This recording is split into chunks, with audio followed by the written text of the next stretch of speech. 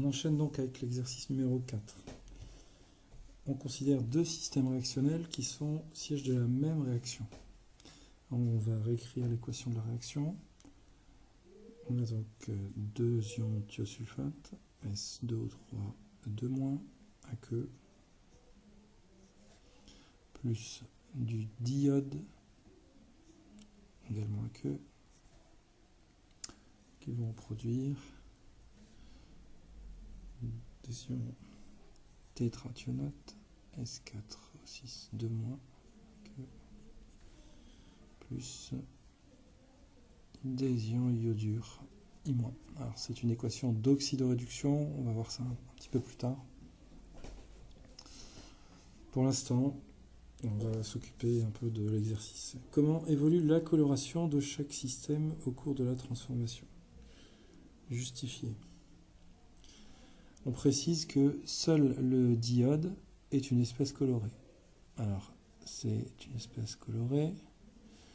Étant donné que le diode est un réactif, on va pouvoir répondre et dire que ici, la coloration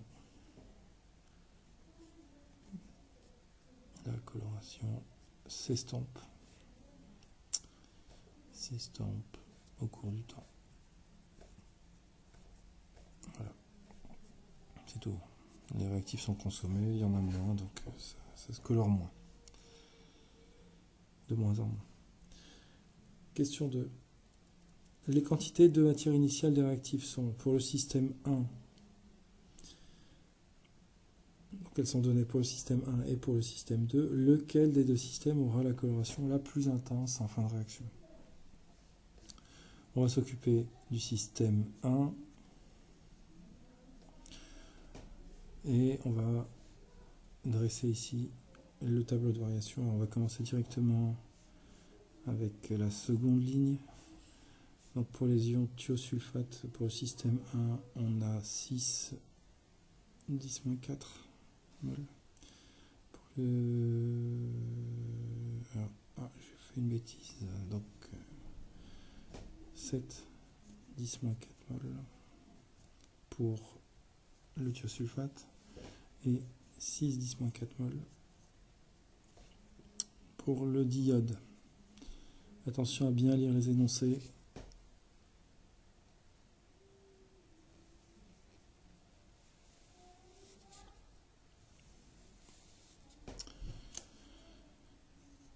Et donc pas de tétrathionate ni de iodure au départ. D'accord. Donc ça c'était AT égale 0 ici. À un instant quelconque, on a donc 7,010 moins 4 moins 2x. Et ici 6 10 moins 4 moins x. X et 2x ici.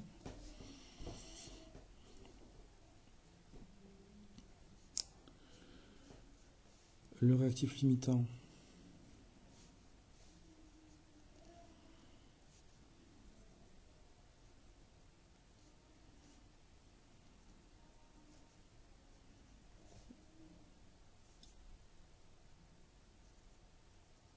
c'est donc les ions thiosulfate. D'accord, je vais passer cette étape. Bon, pas de problème. Et la composition finale du mélange, c'est donc 0 mol d'ion thiosulfate et 2,5 10-4 mol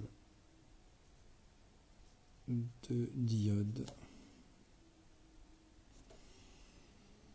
Les quantités de matière pour les ions tétrathionate et les ions iodures ne nous intéressent pas vu que l'objectif de l'exercice est de déterminer la coloration du mélange. Donc, bon, ça c'était pour le système 1.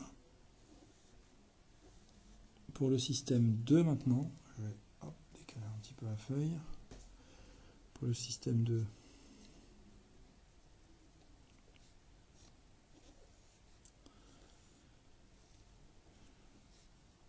À l'instant initial, on introduit 5. Pas que je refasse la même erreur que tout à l'heure. Donc voilà, 7, 10, moins 4 mol de diantiosulfate et 5, 10, moins 4 mol de diode.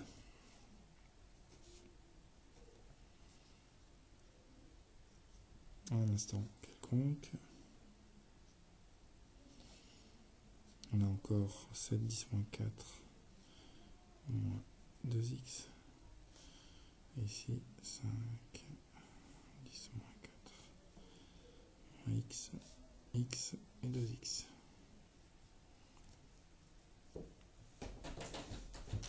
L'avancement maximal.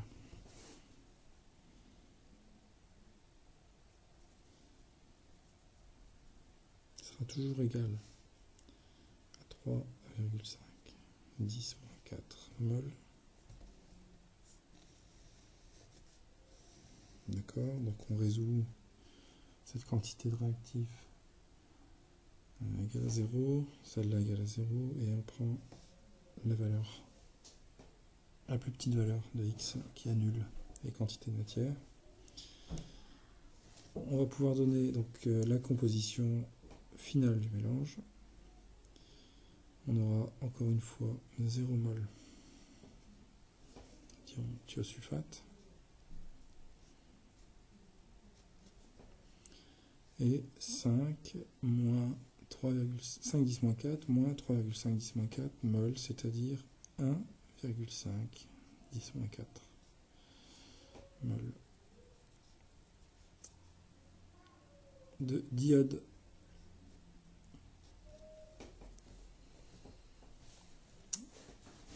Dans le premier réacteur, on a une quantité de matière de diode supérieure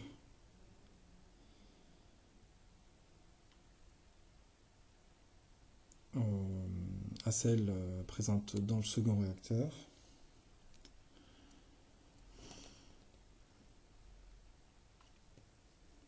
On peut conclure que c'est le système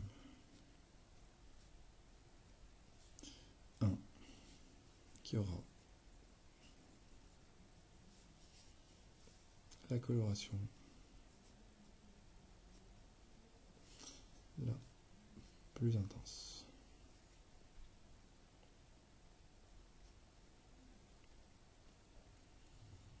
En fin de réaction,